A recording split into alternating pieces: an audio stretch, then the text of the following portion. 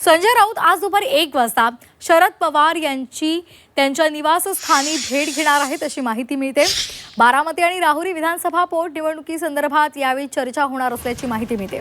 आताची महत्त्वाची बातमी आपण पाहतोय। संजय राऊत आज दुपारी 1 वाजता शरद पवार यांच्या सिल्व्हर ओक या निवासस्थानी जाणार आहेत आणि शरद पवारांची भेट घेणार आहे। बारामती आणि राहुरी विधानसभा पोटनिवडणुकीसंदर्भात या दोन्ही नेत्यांमध्ये महत्त्वपूर्ण चर्चा होणार आहे असं सुद्धा कळत आहे। त्यामुळे आता या संदर्भात काय नेमकी चर्चा होते हे पाहणं महत्त्वाचं ठरणार आहे। आताची महत्त्वाची बातमी आपण पाहतोय। काँग्रेस बारामतीमध्ये उमेदवार देणार आहे अशी सुद्धा माहिती मिळते। त्याचबरोबर शिवसेना UBT आणि त्याचबरोबर राष्ट्रवादी शरदचंद्र पवार पक्षाची या संदर्भात काय भूमिका असते हे पाहणं महत्त्वाचं आहे। कृष्णात पाटील आमचे प्रतिनिधी आपल्यासोबत जोडले गेलेले आहेत। कृष्णात, संजय राऊत शरद पवारांची भेट घेणार आहे। दोन महत्त्वाचे मुद्दे आहेत ते म्हणजे बारामती आणि राहुरी विधानसभा पोटनिवडणुकीसंदर्भात या भेटी दरम्यान चर्चा होणार असल्याचं कळतंय। काय माहिती आहे? बारामती विधानसभा पोटनिवडणुकीमध्ये सुनेत्रा पवार यांना पाठिंबा देण्याविषयी दोन्ही पक्षांचं जवळपास एकमत झालेलं आहे।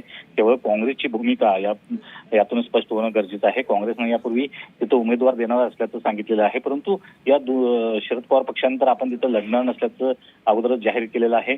त्याचबरोबर शिवसेना ठाकरे गटाकडूनही तशा प्रकारचे संकेत मिळत आहेत। आता केवळ राहुरीचा प्रश्न आहे, कारण राहुरी पोटनिवडणुकीमध्ये राष्ट्रवादी शरद पवार गटाच्या वतीनं हा उमेदवार दिला जाऊ शकतो आणि त्यांचा दावा जो आहे तो योग्य असेल, कारण त्यापूर्वी प्राजक्त तनपुरे हे राष्ट्रवादी काँग्रेस शरद पवार गटाकडून त्या ठिकाणाहून लढले होते, जरी ते पराभूत झाले असले तरी।